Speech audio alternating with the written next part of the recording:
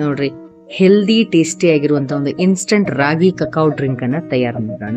1 tea spoon ದೇಸಿ ತುಪ್ಪವನ್ನ, ಶುದ್ಧವಾದ ತುಪ್ಪವನ್ನ ತಗೊಂಡಿದ್ದೀನಿ. ಸಣ್ಣ ಉರಿಯಲ್ಲಿ ಇದನ್ನ ಕಾಯ್ಲಿಕ್ಕೆ ಇಟ್ಕೊಂಡಿದ್ದೀನಿ.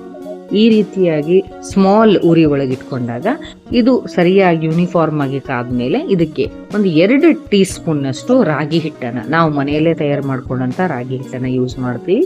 ನೀವು ಕೂಡ ಅದನ್ನ ಅದೇ ರೀತಿ ಯೂಸ್ ಮಾಡ್ಬೋದು ಅಥವಾ ಮಾರ್ಕೆಟಿನ ತಗೋಬೇಕು. ಇದನ್ನ ಆ ತುಪ್ಪದಲ್ಲಿ ಸಣ್ಣ ಉರಿಯಲ್ಲಿ ಸರಿಯಾಗಿ ಅದರ ಒಂದು ರಾನೆಸ್ ಹೋಗೋವರೆಗೂ, ಅದರಲ್ಲಿ ಒಂದು ಕಂಪು ಬರೋವರೆಗೂ ಕೂಡ ನೀವು ಹುರಿತಾ ಇರಬೇಕು. ಯೂನಿಫಾರ್ಮ್ ಆಗಿ ಹುರಿಬೇಕು. ನೋಡ್ರಿ, ಅದು ಹುರಿತಾ ಈ ರೀತಿಯಾಗಿ ಕಲರ್ ಚೇಂಜ್ ಆಗ್ತದೆ ಮತ್ತು ಒಂದು ಒಳ್ಳೆ ಸ್ಮೆಲ್. ಈಗ ಹೆಂಗೆ ನೀವು ಬೇಸನ್ ಲಾಡು ಮಾಡ್ಬೇಕಾದ್ರೆ ಒಂದು ಸ್ಮೆಲ್ ಬರ್ತದಲ್ಲ, ಅದೇ ರೀತಿಯಾದಂತ ಒಂದು ಸ್ಮೆಲ್ ಬರ್ತದೆ.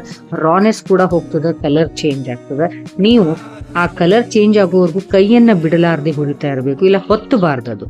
ಈಗ ನೋಡ್ರಿ, ನೀವು ಡಿಫ್ರೆನ್ಸ್ ಅನ್ನ ಗಮನಿಸಬಹುದು. ರಾ ರಾಗಿ ಹಿಟ್ಟಿಗೂ ಮತ್ತು ಆ ಒಂದು ಹುರಿದಂತಹ ರಾಗಿ ಹಿಟ್ಟಿಗೂ ಬಹಳಷ್ಟು ಡಿಫ್ರೆನ್ಸ್ ಬರ್ತದೆ.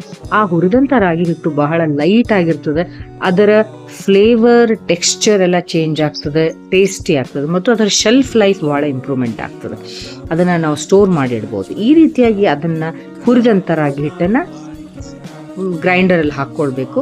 ನಿಮ್ಗೆ ಎಷ್ಟು ಬೇಕೋ ಅಷ್ಟು ಹುರಿದು ಇಟ್ಕೊಂಡಂತ ರಾಗಿ ಹಿಟ್ಟನ್ನು ಒಂದು 2-3 ಟೀ ಸ್ಪೂನ್ ಅನ್ನ ಹಾಕೊಳ್ರಿ, ಜಾರಲ್ಲಿ ಹಾಕೊಳ್ರಿ. ಅದಕ್ಕೆ ನಮಗೆ ಕಬ್ಬಿಣದ ಅಂಶ ಮತ್ತು ಟೇಸ್ಟ್ಗೋಸ್ಕರ ಬೆಲ್ಲವನ್ನ ಹಾಕೊಂಡಿದ್ದೀನಿ ನಾನು. ನೀವು ಬೇಕಿದ್ರೆ ಖರ್ಜೂರವನ್ನು ಕೂಡ ಹಾಕೊಳ್ಬಹುದು. Both are healthy. ಮತ್ತು ಸ್ವಲ್ಪ ನಾನು 1 ಪಿಂಚ್ನಷ್ಟು ಸಿನಮನ್ ಪೌಡರ್ ಅನ್ನು ಹಾಕೊಂಡಿದ್ದೀನಿ. 1 ಏಲಕ್ಕಿಯನ್ನು ಹಾಕೊಂಡಿದ್ದೀನಿ, ಸಿಪ್ಪೆ ಸಮೇತವಾಗಿ ಹಾಕೊಂಡಿದ್ದೀನಿ. ಇದು ಕಕಾವ್ ಪೌಡರ್ ಅನ್ನು ಹಾಕೊಂಡಿದ್ದೀನಿ. This is very important ingredient here. Cacao powder cocoa powder ಅಲ್ಲ. ಕೋಕೋ ಪೌಡರ್ ಬಹಳ ಪ್ರೊಸೆಸ್ಡ್ ಇರ್ತದ, ಕಕಾವ್ ಪೌಡರ್ ಪ್ರೊಸೆಸ್ಡ್ ಇರಂಗಿಲ್ಲ. ಅದರಲ್ಲಿ ಸಿಕ್ಕಾಪಟ್ಟಿ ಆಂಟಿ ಆಕ್ಸಿಡೆಂಟ್ಸ್ ಇರ್ತಾವೆ. ಕಕಾವ್ಕ್ಕಿಂತ ಕೋಕೋ ಪೌಡರ್ನೇ ಯೂಸ್ ಮಾಡ್ರಿ.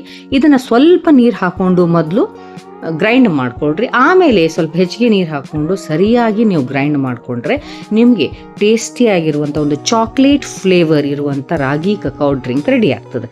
ಇದು ಎಲ್ಲ ವಯಸ್ಸಿನವರಿಗೂ ಹೆಲ್ದಿ ಆಗಿರ್ತದೆ ಮತ್ತು ಟೇಸ್ಟಿ ಆಗಿರ್ತದೆ. ಯಾವ ವಯಸ್ಸಿನವರಾದರೂ ಅಷ್ಟೇ ಟೇಸ್ಟನ್ನು ಇಷ್ಟಪಡ್ತಾರೆ. ಅದರಲ್ಲೂ ಕೂಡ ನೀವು ಈ ಡ್ರಿಂಕನ್ನು ಮಕ್ಕಳಿಗೆ ಕೊಡ್ಬೋದು. ಮಕ್ಕಳು ಕೂಡ ರಾಗಿಯನ್ನು ಈಸಿಯಾಗಿ ಈ ರೀತಿಯಾಗಿ ಮಾಡಿಕೊಟ್ರೆ ಕನ್ಸ್ಯೂಮ್ ಮಾಡ್ತಾರೆ. ಇಂತಹ ಡ್ರಿಂಕ್ಸ್, ಇಂತಹ ರೆಸಿಪೀಸ್ ನಿಮ್ಗೆ ಇಷ್ಟ ಆದರೆ, ಬೇಕು ಅಂತಂದರೆ ನನ್ನ ಚಾನೆಲ್ಗೆ ಸಬ್ಸ್ಕ್ರೈಬ್ ಮಾಡಿರಿ, ಲೈಕ್ ಮಾಡಿರಿ.